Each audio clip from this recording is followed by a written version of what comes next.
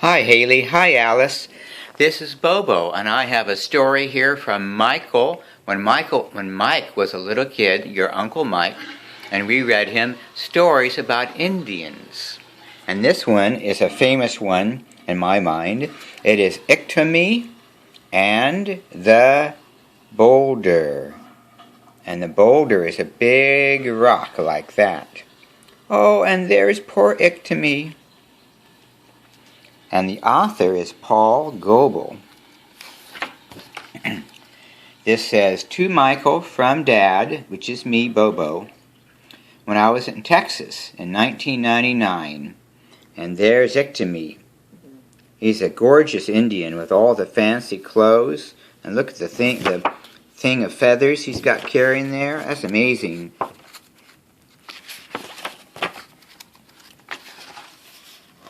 So I go over here and read the story. Oh, there's a beautiful picture of Iktomi. He's got all the fancy clothes on an Indian could want. He's got the fancy moccasins. Look at these pants of his. That's amazing. He's got a tobacco bag, a bag for tobacco. And he's got his feather bonnet there. That's amazing. And look at the face painting that goes on there. Wow, that's amazing. How do they do that? And he's got a fan made out of eagle feathers. See those feathers? And there's a holder for the fan. He's got tassels on them. That's just amazing. Oh, and his blanket. Look at that beautiful thing. And the braids on his chest. I think those are maybe made of bones. I'm not sure. And he's got a knife there and a fancy pouch. And look at the bonnet he's got. See all those feathers laying there? That's just amazing. He is really dressed up. So, Iktomi was walking along. Now, every story about Iktomi starts this way, that Iktomi was walking along. Iktomi was walking along. It was a beautiful morning.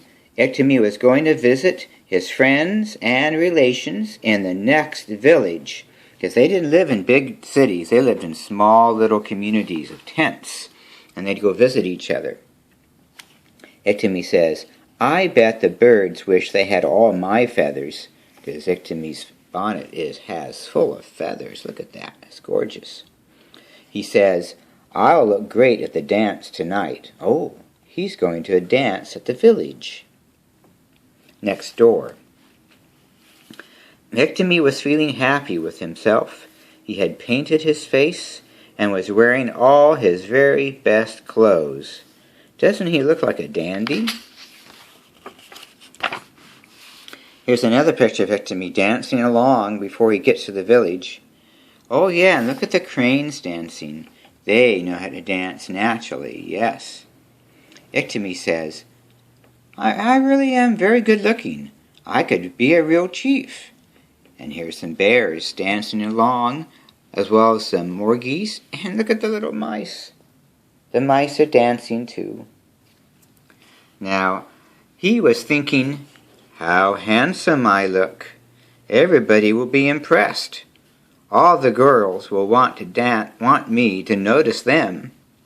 Now, Iktomi is forever showing off. And then he's always getting into trouble. He never learns. The birds and the animals stopped to look as he passed. Iktomi was feeling much too important to notice those animals. He never noticed that they were laughing at him. So these animals are pretending to be Iktomi, and they're making fun of him because he's all self-righteous and important. Now the sun rose higher in the sky. There's the sun. Look at the pretty pattern. The sun and sun rays coming out of that. Very nice. And Iktomi was getting hot.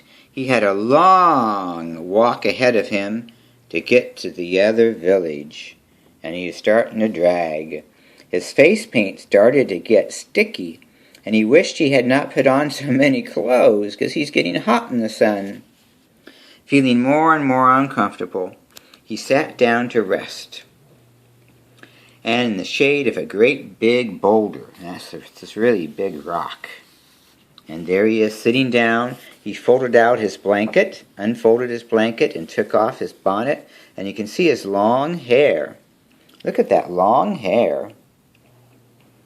It's longer than anybody's hair that I know right now. He said, "What a hot day. Why did I bring my blanket? I'll never need it. I can't be bothered to carry it any farther."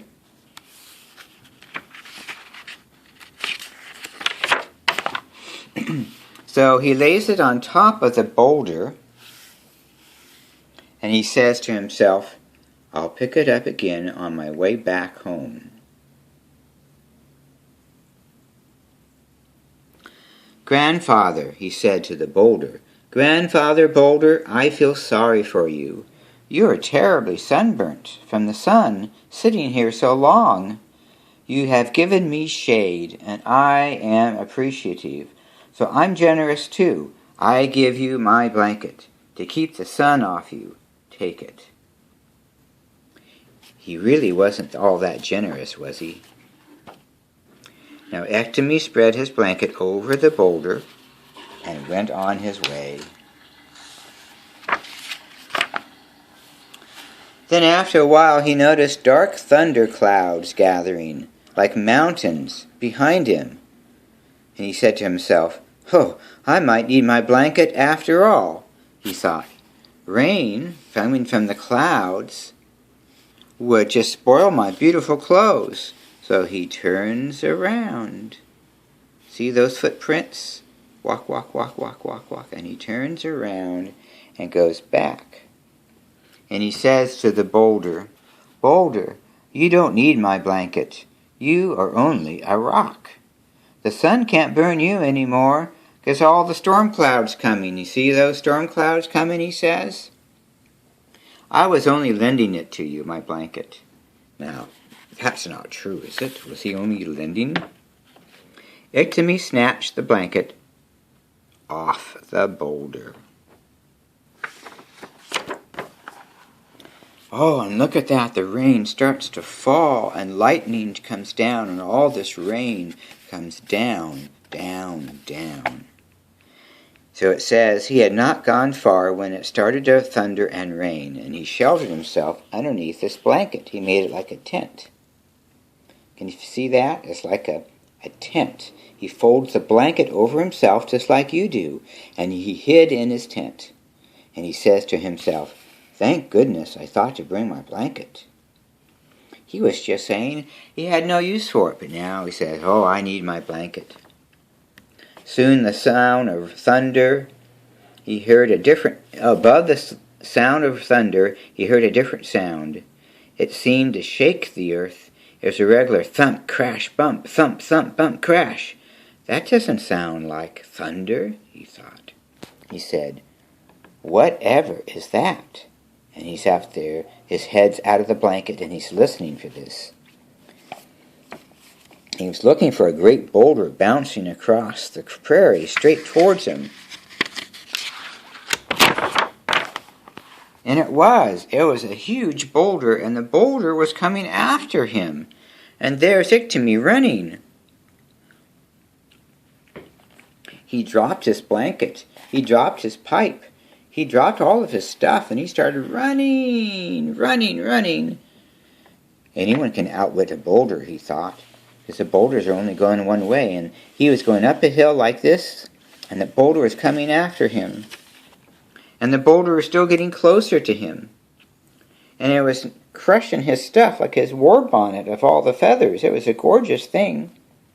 He still has his tobacco pouch, and he still has his fan. And he says, "That rock has a terrible temper." Oh, that's a big rock, and it's chasing him. He ran this way and dodged. And he ran that way and he dodged. And he just could not escape from the boulder. And he dropped even his tobacco pouch. And he dropped his fan. And he kept running and running and running. He splashed across the river, gasping for breath. And he fell down exhausted, and the boulder jumped The river! It jumped the river in one mighty bound. And before Iktomi could get up again, the boulder rolled on top of his legs and stopped. Now what is he going to do? Is it the end of the story? He says, "Help! Get off me! Do you hear me? What are you doing?" And there's the big boulder sitting on top of Iktomi and won't let Iktomi go. Turning the page. And there he is. Oh, he's so tired. And look, his words are upside down. His words say, "Now, what do I do?" And he was frantic. He cried, he pleaded, he hit the boulder, but it did not make any difference. The boulder would not move. So some buffalo were nearby, and they happened to hear Iktomi. And they came to take a look. "My younger brothers," Iktomi said to the buffalo, "my younger brothers." Iktomi has no respect. He calls everybody younger brother. "Younger brothers," he said to the buffaloes, "please help me. I was just climbing around on this boulder when it rolled over onto my leg. See? I cannot move. Roll it off me, my younger brothers." That wasn't true, was it? He was just climbing on top of the boulder. So, the bulls got their horns underneath and heaved and shoved. But the boulder would not move, not even a little bit. He said, "Come on, push. Don't be so feeble." Oh, he's insulting them. And then came a bear and an elk and an antelope, and they all saw what was happening, and they came to help, and they started to push also. And even the prairie dogs and the smallest of the four-legged creatures, like the mice and the prairie dogs, they came to help him too. They could not roll the boulder off Iktomi's legs. They gave up and they wandered off,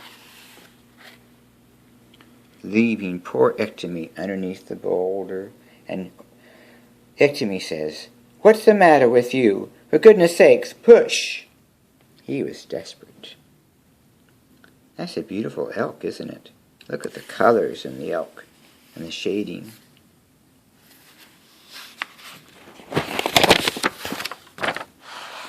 Oh, and look, it's nighttime. It's the moon coming up, and there's bats flying. What else can I tell them? They'll believe anything I say, he says to himself, thinking about the animals who have gone. Now darkness came, like I said, and the bats were out, and he said to the bats, "Ho, my younger brothers! This boulder has been saying rude things about you." That's not true.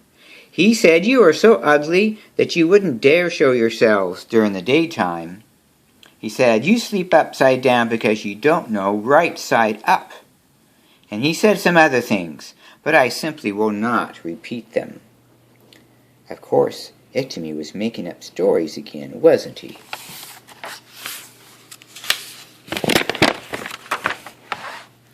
But it worked. The bats came across, and more of them gathered around. And I told this boulder that he ought to know better than to insult his good-looking relatives, the bats. He said that you don't know whether you're birds or animals, two-legged or four-legged. Furry birds, he called you. What a dreadful thing to say. But the boulder didn't say that, did it? He's just making that story up. And the bats were furious, and they flew around, and they started hitting the boulder, and they darted this way and that, and they started breaking pieces off the boulder. "Yes, furry birds," he called you, to insult the bats even more, and they worked, and they worked, and they did all this stuff to the boulder. And guess what? Bats and rock flew all kinds of directions.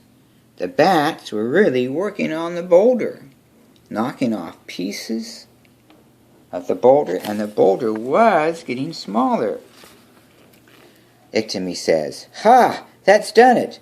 I always knew I could get even with that stupid rock." Oh, Iktomi, quit being so silly.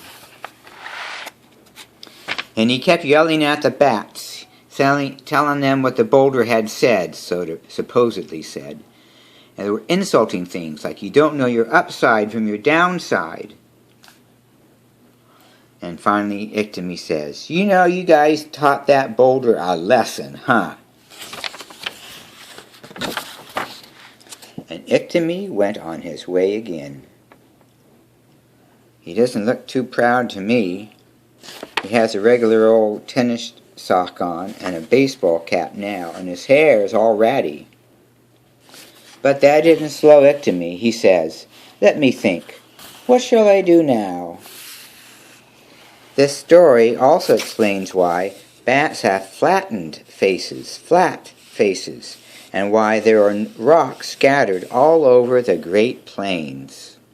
Because the bats would beat themselves against the rocks, and the rocks would just shred and come into pieces. And that's why in the Great Plains, that is mostly flat, you still see rocks here and there in many places. That was a great story for me to read. And I enjoyed reading that story to you. I hope you liked it too. Bye-bye.